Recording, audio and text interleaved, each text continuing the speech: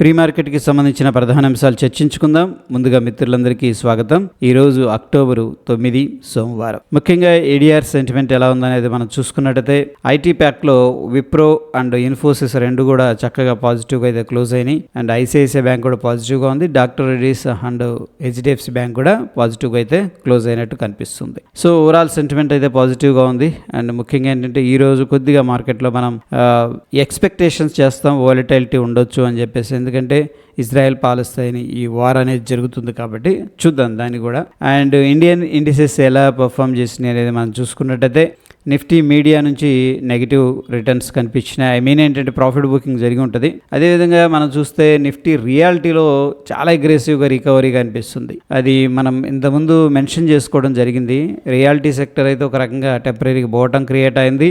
Okay, so దాంట్లో మంచి మంచి క్వాలిటీ ఉన్న స్టాక్స్ చాలా స్ట్రాంగ్గా బౌన్స్ అవుతున్నట్టు తెలుస్తుందని చెప్పేసి, దాని తర్వాత mid cap, pharma, financial sector, IT వీటిలో కూడా ఏంటంటే అన్నీ కూడా దాదాపుగా నిఫ్టీ ఎనర్జీ దాకా మొత్తం కూడా ఏంటంటే మనకి పాజిటివ్గా క్లోజ్ అయినాయి. ఓవరాల్గా పాజిటివ్ సెంటిమెంట్ అనేది కనిపిస్తూ ఉంది. గ్లోబల్ సెంటిమెంట్ ఎలా ఉందనేది ఒకసారి చూస్తే ముఖ్యంగా ఏషియా మార్కెట్, జపాన్ అయితే ఇంపాక్ట్ అయింది. ప్రస్తుతం 1% పైన నెగిటివ్గా అయితే ట్రేడ్ అవుతుంది. జర్మనీ నెగిటివ్గా ఉంది. యూరోప్ నెగిటివ్గా ఉంది. యూఎస్కు సంబంధించిన మార్కెట్స్ చాలా నెగిటివ్గా అయితే ట్రేడ్ అవుతున్నాయి.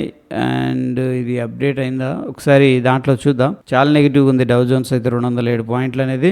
అండ్ లండన్ కూడా నెగిటివ్గా ఉంది. దాని తర్వాత మనం చూసుకున్నట్టయితే ఇక్కడ Hong Kong, France and of course gift Nifty కూడా పాజిటివ్గా ఉంది. గిఫ్ట్ నిఫ్టీ ఇక్కడ ఉన్న ప్రైస్ కాదు ఫ్రెండ్స్, అది 0.10% అలాగా మనకి 0.01 అనమాట. అంత పాజిటివ్గా అయితే కనిపిస్తుంది. And Russia and of course south Korea పాజిటివ్గా ఉన్నాయి. మిక్స్డ్ కాంటెక్స్ట్ అనేది మనకి ఇక్కడ కనిపిస్తూ ఉంది. ఇది గ్లోబల్ సెంటిమెంట్ అనేది. ఇక ఎకనామిక్ క్యాలెండర్ అనేది మనం చూసుకున్నట్టు ఎటువంటి ఈవెంట్స్ ఈరోజు పెద్దగా లేవు. జపాన్ హాలిడే ఈరోజు అండ్ ఎస్డే కూడా ఏం కనిపించట్లేదు. అయితే రీసెంట్గా మనం అబ్జర్వ్ చేస్తూ వస్తున్నాం ఈ యొక్క ఫీచర్స్, ఓపెన్ ఇంట్రెస్ట్ అండ్ ప్రైస్కి ఉన్న రిలేషన్ ఏ విధంగా ఉంది, దీనివల్ల మనం ఎటువంటి డెసిషన్స్, ఇన్ఫార్మడ్ డెసిషన్స్ ఏదైనా తీసుకోగలమా ముందుగానే అని చెప్పేసి. ఇక్కడ చూస్తే మనకి డోజీ ఫార్మేషన్ జరిగింది. ఆ డోజీ ఫార్మేషన్ జరిగినప్పుడు మనకేంటంటే స్టిల్ షార్ట్ బిల్డప్ కనిపించింది. దాని తర్వాత గ్రీన్ క్యాండిల్లో మనకి లాంగ్ బిల్డప్ అనేది కనిపించింది. దాని తర్వాత గ్రీన్ క్యాండిల్లో ఏంటంటే షార్ట్ కవరింగ్ చేస్తున్నట్టు ఇక్కడ ఓపెన్ ఇంట్రెస్ట్ అండ్ ప్రైస్ అయితే మెన్షన్ చేయడం అనేది జరిగింది. సో ప్రస్తుతం అయితే మనకి స్టిల్ ఇది బుల్లిష్ లాంగ్ బిల్డప్, ఇదేమో షార్ట్ కవరింగ్ జరుగుతున్నట్టు కనిపిస్తుంది. చూద్దాం, దానికి అబ్జర్వ్ చేద్దాం. అండ్ వన్ డే మనం లాస్ట్ ఫీచర్స్ బిల్డప్ అనేది అబ్జర్వ్ చేస్తే లాంగ్ బిల్డప్ అనేది 51% కనిపిస్తుంది. అదేవిధంగా షార్ట్ కవరింగ్ 16% కనిపిస్తుంది. దగ్గర రెండు కూడా కలిపితే మనకి 66-67% దాకా అప్ సైడ్ అనమాట పాజిటివ్గా అయితే ఉంది. ఇది ఓవరాల్గా లాంగ్ బిల్డప్ లాగా అని చెప్పేసి చెప్పుకోవచ్చు. అండ్ షార్ట్ బిల్డప్ తక్కువ పర్సంటేజ్ కనిపిస్తుంది, 16.76% అనేది కనిపిస్తుంది. అండ్ 5 days మనం చూసుకున్నట్లయితే లాంగ్ బిల్డప్ 20%, ఇదేమో షార్ట్ కవరింగ్ కనిపిస్తుంది. అంటే ఎవరైతే షార్ట్ చేశారో వాళ్ళు కవర్ చేసినట్టు మనకి ఇక్కడ కనిపిస్తుంది. అది కూడా చాలా స్ట్రాంగ్గా ఉంది. ఓవరాల్గా సినారియో అనేది మనం చూస్తే కొద్దిగా పాజిటివ్గానే కనిపిస్తుంది. నిఫ్టీలో మనం చూస్తే బజాజ్ ఫిన్సర్వ్ అనేది అగ్రెసివ్గా పైకి వెళుతున్నట్టు కనిపిస్తుంది, 5.6%. Bajaj finance, Titan, IndusInd bank. So రకంగా చెప్పాలంటే ఫైనాన్స్ కానీ కొన్ని బ్యాంక్స్ అయితే ర్యాలీ చేస్తూ ఉన్నాయి. ముఖ్యంగా టాప్ లూజర్స్లో Coal India, ONGC, Asian Paint, Hindustan Unilever, Bharat Petroleum, Bharti Airtel, HDFC Bank, HCL Tech అనేది కనిపిస్తుంది. ఇక్కడ కూడా మిక్స్డ్ కాంటెక్స్ట్ అనేది కనిపిస్తుంది. అండ్ 50-50 కాన్సెప్ట్ లాగా ఉంది. 50% స్టాక్స్ గెయిన్ చేస్తుంటే 50% స్టాక్స్ ఏంటంటే లూజ్ అవుతున్నట్టు కనిపిస్తుంది. అండ్ స్టాక్స్ వచ్చేసరికి ఫీచర్ అండ్ ఆప్షన్స్లో ఇవి బ్యాన్ లిస్ట్లో ఉన్నాయన్నమాట. వీటిలో మనం ఫీచర్స్ కానీ ఆప్షన్స్ కానీ ట్రేడ్ అయితే చేయలేము. ఇక feature and options stocks watch list ఏదైతే ఉందో వాటిల్లో ఏ ఒక్క స్టాక్ కూడా ఏంటంటే రిజల్ట్ అనేది అనౌన్స్ చేయట్లేదు. ప్రాబబ్లీ 11th నుంచి మనకి కొన్ని రిజల్ట్స్ అయితే ఉన్నాయి ఫ్రెండ్స్. అండ్ అన్యూజువల్ యాక్టివిటీస్ ఏది మన ఆప్షన్స్లో అబ్జర్వ్ చేస్తూ వస్తున్నాం. సో ఇక్కడ మనకి బజాజ్ ఫిన్సర్వ్ అనుకుంటుంది, ఎస్వి బజాజ్ ఫైనాన్స్ కానీ బజాజ్ ఫిన్సర్వ్ కానీ ఇవి ఎక్కువగా కనిపిస్తున్నాయి. సో వాటి మీద ఒకసారి ఫోకస్ చేయండి. కొంతమంది బజాజ్ ఫైనాన్స్, టైటాన్ కూడా అడిగారు. టైటాన్, ఇండిగో కూడా కనిపిస్తుంది. ఇండిగో కానీ టైటాన్ కానీ కనిపిస్తుంది. ఓకే, సో వాటిల్లో ఎటువంటి ప్యాటర్న్స్ కనిపిస్తున్నా సరే ఆ యొక్క ప్యాటర్న్స్ మీద మనం ట్రేడ్ అనేది తీసుకోవచ్చు. ఎక్కువగా వాలటిలిటీ అనేది మనం ఎక్స్పెక్ట్ చేసుకోవచ్చు. ఇక్కడ బజాజ్ ఫిన్సర్వ్ కాల్స్ పెరిగినాయి, అన్ని కూడా కాల్స్ అంటే మార్కెట్ స్ట్రాంగ్ అప్ సైడ్ వెళ్తుంది కదా.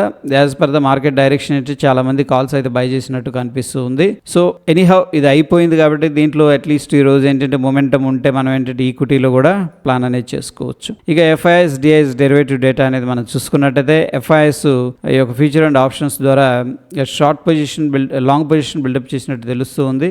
And client short position buildup చేశారు and proprietary long position buildup చేశారు, డిఐఎస్ షార్ట్ పొజిషన్ బిల్డప్ చేశారు అనమాట. ఇక క్యాష్ మార్కెట్లో మనం అబ్జర్వ్ చేస్తే ఎఫ్ఐఎస్ ఇంటెన్సిటీ తగ్గిపోయింది. ఓకే, సో హెవీగా సెల్ చేశారు, ఒకప్పుడు కొద్దిగా తగ్గింది లాస్ట్ కపుల్ ఆఫ్ డేస్ నుంచి కూడా, బట్ స్టిల్ 90 కోట్లు అనేది సెల్ చేశారు. డిఐఎస్ 783 కోట్లు బై చేశారు. నెట్ టు నెట్ మనం చూసుకున్నట్టయితే 693 కోట్లు క్యాష్ మార్కెట్లో ఇన్వెస్ట్మెంట్ జరిగినట్టు తెలుస్తుంది. ఇది పాజిటివ్ అని చెప్పేసి చెప్పుకోవచ్చు.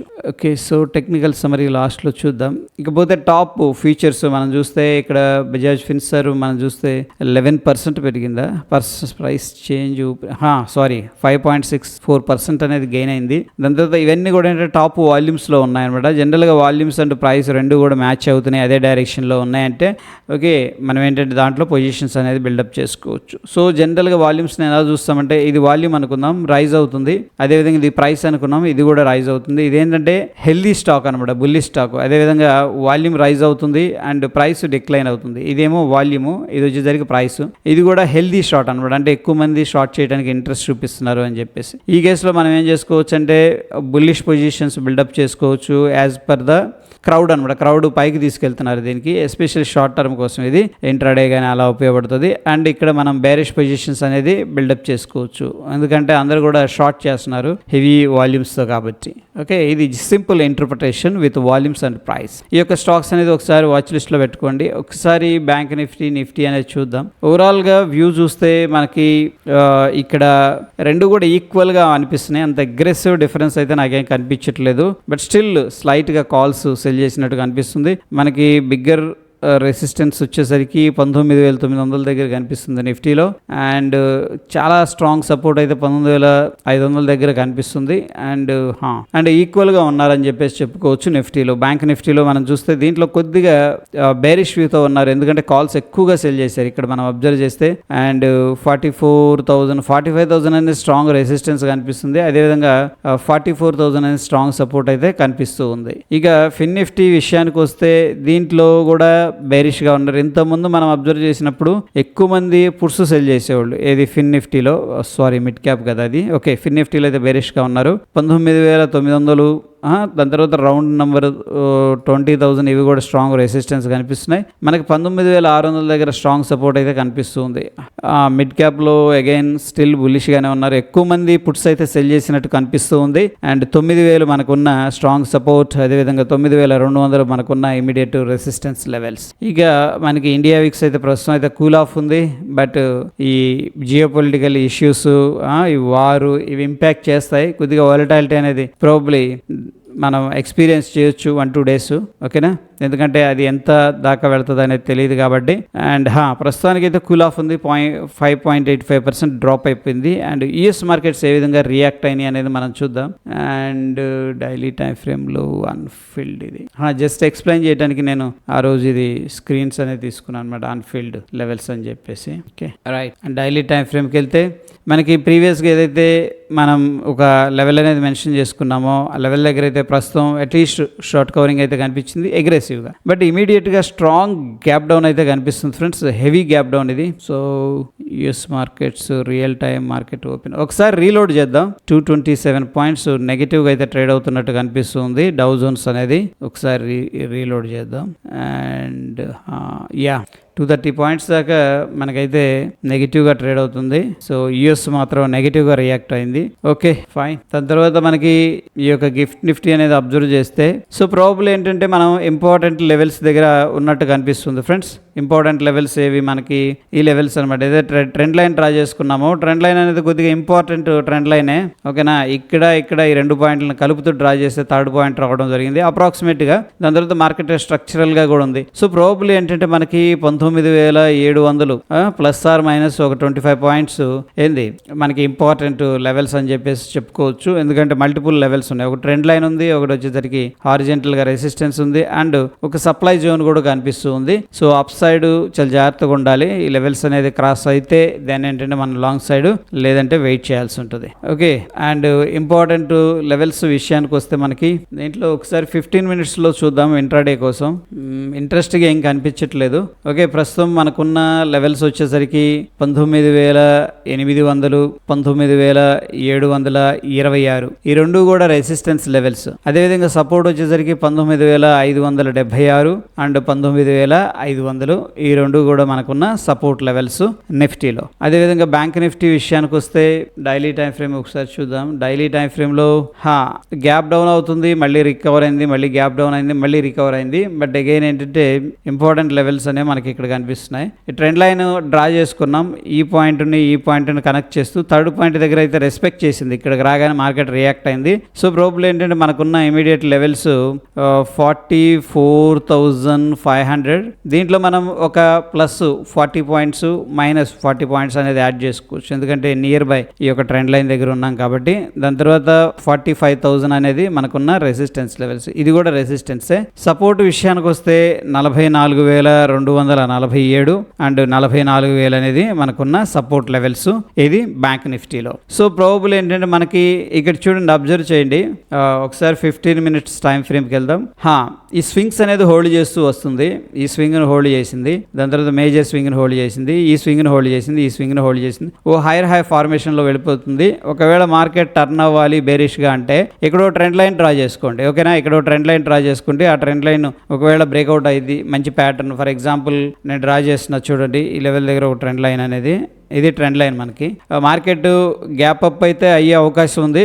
సో ఒకవేళ మార్కెట్ గ్యాప్ అప్ అయింది, దాని తర్వాత మనకి కైండ్ ఆఫ్ ఎం ప్యాటర్న్ ఏదైనా బ్రేక్అవుట్ అయింది అనుకోండి, ఈ పాయింట్ దగ్గర మనకి వీక్నెస్ అనేది కనిపించే అవకాశం ఉంది. సో డౌన్ సైడ్ కోసం అయితే ట్రెండ్ లైన్ అబ్జర్వ్ చేయండి. అప్ సైడ్ మనం చూస్తే ఈ యొక్క లెవెల్ దగ్గర ఓకే కన్సోలిడేషన్ తీసుకుంటున్నాడు కదా, చూడండి ఇక్కడ కూడా మేబీ ఒక స్క్వీజ్ ఏదైనా జరిగి అక్కడ నుంచి బ్రేక్అవుట్ అయితే కూడా మనకి అప్ సైడ్ అనేది వెళ్ళొచ్చు. బట్ మేక్ ష్యూర్ ఏంటంటే ఈ లెవెల్స్ దగ్గర గమనిస్తూ ఉండండి, ప్రాఫిట్ బుకింగ్ అయితే జరగవచ్చు అని చెప్పేసి అనిపిస్తుంది. రైట్, అండ్ ఇక లెవెల్స్ నోట్ చేసుకున్నాం కదా. నిఫ్టీ ఫైనాన్స్ అనేది మనం అబ్జర్వ్ చేస్తే అవర్లీ టైం ఫ్రేమ్లో మనకి ఇమీడియట్గా 19,900 ఓకే రెసిస్టెన్స్, 19,857 రెసిస్టెన్స్ అనమాట. ఈ రెండు కూడా 19,763 దగ్గర మనకి సపోర్ట్ అయితే కనిపిస్తుంది. దాని తర్వాత సిగ్నిఫికెంట్గా డిస్టెన్స్లో ఉన్నారు. ఓపెన్ ఇంట్రెస్ట్ ప్రకారం 19,600 దగ్గర మనకి సపోర్ట్ అయితే కనిపిస్తుంది. సో మార్కెట్ అయితే మొమెంటంలో ఉంది. చూడండి, స్ట్రాంగ్గా పైకి వెళ్ళింది, రిట్రేస్ తీసుకుంది, మళ్ళీ పైకి వెళ్ళింది, రిట్రేస్ తీసుకుంది, పైకి వెళ్ళింది, రిట్రేస్ తీసుకుంది, పైకి వెళ్ళింది, రిట్రేస్ తీసుకుంటుంది. మొమెంటం అయితే అప్ సైడ్ ఉంది. సో ప్రాబబిలిటీ ఏంటంటే ఈ లెవెల్స్ మనం క్లియర్గా అబ్జర్వ్ చేయాల్సి ఉంటుంది. ఈ లెవెల్స్ అనేది బ్రేక్అవుట్ జరిగితే మనకి 19,900 లెవెల్ అనేది పాసిబుల్ అయ్యే అవకాశం ఉంది. అదేవిధంగా మిడ్ క్యాప్లో మనం చూస్తే ఇమీడియట్గా మనకున్న రెసిస్టెన్స్ వచ్చేసరికి 9,200, 9,134 ఇది మనకున్న రెసిస్టెన్స్ లెవెల్స్. 9,082 మనకున్న సపోర్టు, అదేవిధంగా 9,000 మనకున్న సపోర్ట్ లెవెల్స్ అనమాట మిడ్ క్యాప్లో. ఇక ముఖ్యంగా గిఫ్ట్ నిఫ్టీ ఎలా ట్రేడ్ అయింది ఏంది అనేది మనం చూద్దాం. అండ్ మనం చూస్తే గ్యాప్ అప్ అయింది స్లైట్గా. ఓకే, మార్నింగ్ 6:30కి ఓపెన్ అవుతుంది ఫ్రెండ్స్. ఒకసారి చూద్దామంటే 5 minutesకి వెళ్ళి చూద్దాం. 5 minutesలో చూస్తే గ్యాప్ డౌన్ చూపిస్తుంది ఏంటి డైలీలో.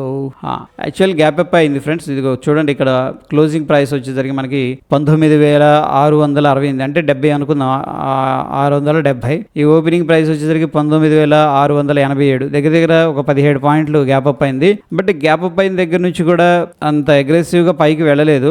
ఒక 78, 87 కదా. ఇది ఓపెనింగ్ ఎంత 687, హై వచ్చేసరికి మనకి 698. అంటే ఒక 10 పాయింట్లు పైకి వెళ్ళాడు, ఒక 10-12 పాయింట్లు. దాని తర్వాత ప్రాఫిట్ బుకింగ్ అయితే చేసుకుంటున్నాడు, గమనించండి. So based on the gift Nifty మనం ఏమి ఎక్స్పెక్ట్ చేయొచ్చు అంటే ఒకవేళ గ్యాప్ అప్ అయితే కూడా ఇమీడియట్గా కొంత ప్రాఫిట్ బుకింగ్ చేసుకునే స్కోప్ ఉంది. Profit booking, not selling, aggressive selling ఉండకపోవచ్చు. బట్ కొద్దిగా సెంటిమెంట్ వల్ల ప్రాఫిట్ బుకింగ్ ఏదన్నా జరగవచ్చు అని చెప్పేసి నేను ఎక్స్పెక్ట్ చేస్తున్నాను. ఇకపోతే మనకి 19,667 దగ్గర అయితే గిఫ్ట్ నిఫ్టీ ప్రస్తుతం ట్రేడ్ అవుతుంది. మన నిఫ్టీ వచ్చేసరికి 19,653. ఓకే, సో స్లైట్గా మనం ప్లస్ ఆర్ మైనస్ 20 పాయింట్స్ అనమాట.